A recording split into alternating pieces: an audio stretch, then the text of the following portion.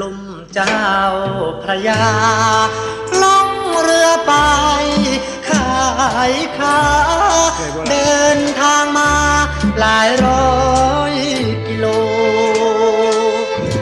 สายยันคล้อยต่ำลอยลำถึงปากน้ำโพทันหัวเรือลำโซขาปากน้ำโพ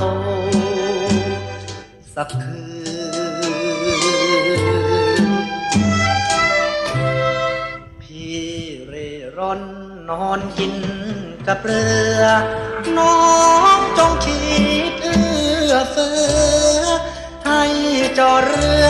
หน้าบ้านควันยืนคืนนี้เดือนแจ่ม